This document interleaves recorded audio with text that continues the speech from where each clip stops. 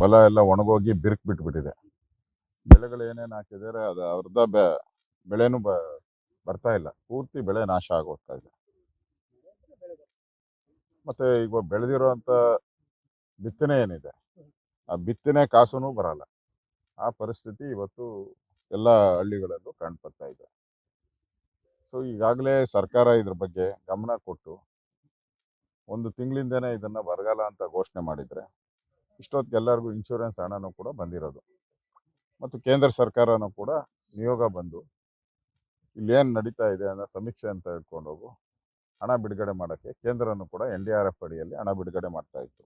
ಆದರೆ ಸರ್ಕಾರ ಇದುವರೆಗೂ ಕೂಡ ಯಾವುದೇ ಕ್ರಮ ಮಾಡಿಲ್ಲ. ಅವರು ಮಂತ್ರಿಮಂಡಲ ರಚನೆ ಇದರಲ್ಲೇ ಕಳೆದ 1 ತಿಂಗಳಿಂದನೂ ಕೂಡ ಸರ್ಕಾರ ಭಾಗಿಯಾಗಿದೆ. DK ಶಿವಕುಮಾರ್ ಅವ್ರು ಬಂದ ಮೇಲೆ ಬರಗಾಲ ಒಂದು ಕಡೆ, ಇನ್ನೊಂದು ಕಡೆ ಎಲ್ಲ ಡ್ಯಾಮ್ಗಳು ಖಾಲಿ ವಿಧ ಬೆಂಗಳೂರಲ್ಲಿರುವಂಥ ಖಜಾನೆ ಪೂರ್ತಿ ಖಾಲಿ ಆಗಿದೆ. ಹಣ ಇಲ್ಲ. ಪೆನ್ಷನ್ ಕೊಡೋಕ್ಕೂ, ಓಲ್ಡ್ ಏಜ್ ಪೆನ್ಷನ್ ಕೊಡೋಕ್ಕೂ ಹಣ ಇಲ್ಲದಂಥ ಪರಿಸ್ಥಿತಿ. ಇಂಥ ಪರಿಸ್ಥಿತಿಯಲ್ಲಿ ಮುಖ್ಯಮಂತ್ರಿ ಆದವರು ಎಲ್ಲ ಜಿಲ್ಲೆಗಳಿಗೆ ಬಂದು ರೈತರಿಗೆ ಏನು ಪರಿಹಾರ ಕೊಡ್ತೀರಿ, ಎಷ್ಟು ಕೊಡ್ತೀರಿ ಅದನ್ನು ಘೋಷಣೆ ಮಾಡಬೇಕಾಯ್ತು. ಏನು ಮಾಡ್ತಾ ಇಲ್ಲ. ಇವತ್ತು ಇಡೀ ರಾಜ್ಯದಲ್ಲಿ ಬರಗಾಲ ಪೂರ್ತಿ ಆಲ್ಮೋಸ್ಟ್ ಆಲ್ 150ಕ್ಕೂ ಹೆಚ್ಚು ತಾಲೂಕುಗಳಲ್ಲಿ ಬರಗಾಲ ಬಂದಿದೆ. ಸೊ ಇಷ್ಟು ದೊಡ್ಡ ಬರಗಾಲ, ಅದ್ರ ಬಗ್ಗೆ ಮುಖ್ಯಮಂತ್ರಿ ಕಾಳಜಿ ಇಲ್ಲ. ಅವರು ಯಾವುದೇ ಸಭೆಗಳನ್ನು ಮಾಡಿ ಜಿಲ್ಲಾವಾರು ಬರಬೇಕಾಯ್ತು. ಮುಖ್ಯಮಂತ್ರಿ ದಿನಕ್ಕೊಂದು 3-4 ಜಿಲ್ಲೆಗಳಿಗೆ ಭೇಟಿ ಮಾಡಿ ಸಭೆ ಮಾಡಿ ಅಧಿಕಾರಿಗಳಿಗೆ ಚುರುಕು ಮುಟ್ಬೇಕು. ಇವಾಗೆಲ್ಲ ನಾನು ತಹಸೀಲ್ದಾರ್ ಎಲ್ಲ ಕೇಳ್ತಾ ಇದ್ದೆ, ಅವ್ರು ಹೇಳ್ತಾ ಇದ್ರು ಇನ್ನೂ ಬರ ಘೋಷಣೆ ಆಗಿಲ್ಲ, ಘೋಷಣೆ ಆದಮೇಲೆ ನಮ್ದೆಲ್ಲ ಕಾರ್ಯಕ್ರಮ, ಈಗೆಲ್ಲ ಟ್ರೈನಿಂಗ್ ಮಾಡ್ತಾ ಇದ್ದೀರಿ ಅಂತ. ಅಂದರೆ ಇಷ್ಟು 2 ತಿಂಗಳಿಂದ ಬರಗಾಲ ಬಂದ್ರೂ ಕೂಡ ಇನ್ನೂ ಟ್ರೈನಿಂಗಲ್ಲೇ ಇದ್ದಾರೆ. ಜಿಲ್ಲಾಡಳಿತ ಇನ್ನೂ ಟ್ರೈನಿಂಗ್ ಕೊಡೋದು ಅಂತ, ಇನ್ನು ಕೆಲಸಕ್ಕೆ ಇಳಿದಿಲ್ಲ. ಪರಿಹಾರ ಏನು ಕೊಡಬೇಕು ಅದಕ್ಕೆ ಇಲ್ಲ.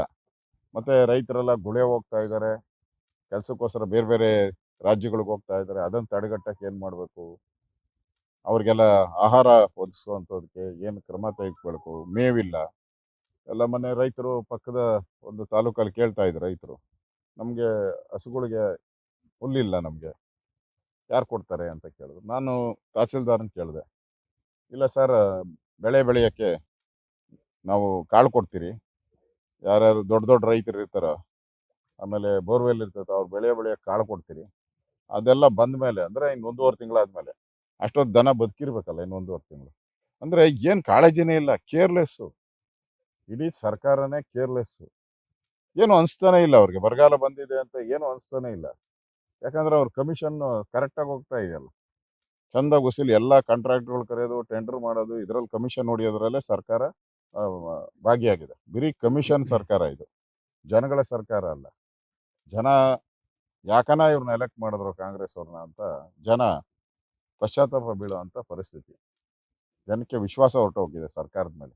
ಅದರಿಂದ ವಿರೋಧ ಪಕ್ಷದ ನಾಯಕನಾಗಿ ನಾನು ಎಲ್ಲ ಕಡೆ ಹೋಗ್ತಾ ಇದ್ದೀನಿ, ಜನಗಳಿಗೆ ಸಾಂತ್ವನ ಹೇಳ್ತೀನಿ. ಮತ್ತು ಸರ್ಕಾರಕ್ಕೂ ಅಷ್ಟೇ 13ನೇ ತಾರೀಕು ನಡೆಯುವಂಥ ವಿಧಾನಸಭಾ ಅಧಿವೇಶನದಲ್ಲಿ ಇದು ಪ್ರಸ್ತಾವ ಮಾಡಿ, ಸರ್ಕಾರ ಕೂಡಲೇ ಬರ ಘೋಷಣೆ ಮಾಡಿಲ್ಲ ಅಂದರೆ ವಿಧಾನಸಭಾ ಅಧಿವೇಶನನ ಇವ್ರ ಕಾಟಾಚಾರಕ್ಕೆ ಮಾಡೋಕ್ಕೆ ಬಿಡಲ್ಲ ನಾವು. ಇವ್ರ ಕಾಟಾಚಾರಕ್ಕೋಸ್ಕರ, ಇವ್ರ ತೀಟೆಗೋಸ್ಕರ ನಾವು ಬಿಡಲ್ಲ. ದೊಡ್ಡ ಹೋರಾಟ ಮಾಡ್ತೀರಿ, ರೈತರಿಗೆ ನ್ಯಾಯ ಕೊಡಿಸ್ತೀರಿ, ಇಮಿಡಿಯೇಟಾಗಿ ಬೆಳೆ ಪರಿಹಾರ ಸಿಗಬೇಕು. ಆ ದೃಷ್ಟಿಯಿಂದ ಹೋರಾಟವನ್ನು ಮಾಡ್ತೀರಿ.